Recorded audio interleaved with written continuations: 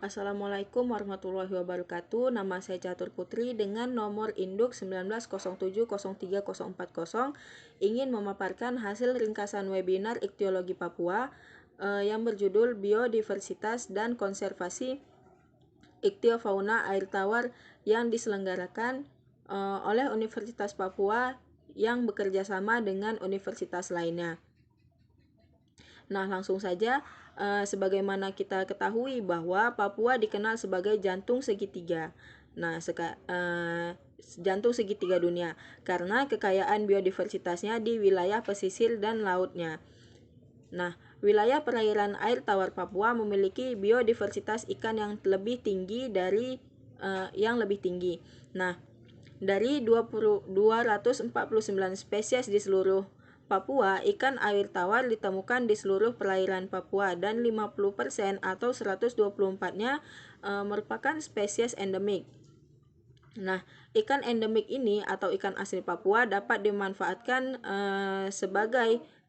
untuk berbagai keperluan. Nah, contohnya yaitu sebagai sumber pangan berupa protein dan sebagai sumber ekonomi masyarakat Papua.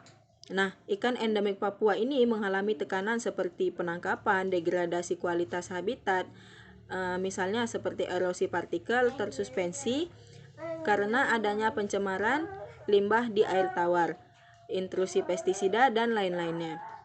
Nah, dari hasil pemaparan yang saya dengarkan dari salah satu pemateri menyatakan bahwa ada beberapa masalah dari iktiofauna tersebut.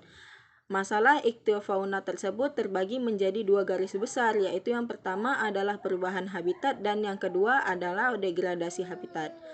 Perubahan habitat ini terdiri dari 6 poin penting. Yang pertama yaitu penimbunan garis pantai untuk pembangunan, yang kedua adalah penggusuran bukit dan pembuatan jalan. Yang ketiga yaitu kerusakan vegetasi rivaria, dan yang keempat yaitu pembuatan jembatan dan fasilitas rekreasi. Yang kelima yaitu pembuatan fasilitas pengambilan danau untuk air minum, dan yang keenam atau yang terakhir adalah sedimentasi dan pendangkalan dari aktivitas-aktivitas yang ditimbulkan oleh manusia.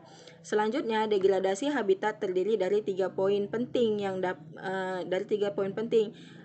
Tiga poin penting ini dapat mempengaruhi habitatnya, yaitu seperti pembuangan sampah, yang kedua adalah erosi, dan yang ketiga adalah limbah domestik.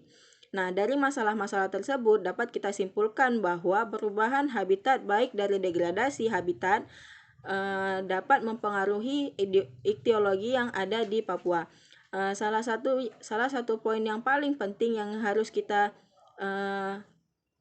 ingat yaitu kita sendiri sering membuang sampah tanpa memperhatikan lingkungan sekitar, dan kita juga sering membuang sampah tanpa memperhatikan efek samping dan dampak yang ditimbulkan dari apa yang kita buat tersebut.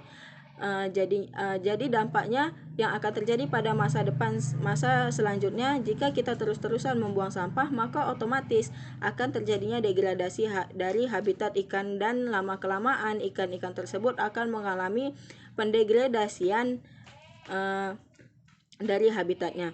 Nah, sekian hasil dari resume webinar kali ini. Saya Catur Putri. Mohon maaf apabila ada kesalahan dalam kata. Wabillahi taufiq wal hidayah. Assalamualaikum warahmatullahi wabarakatuh.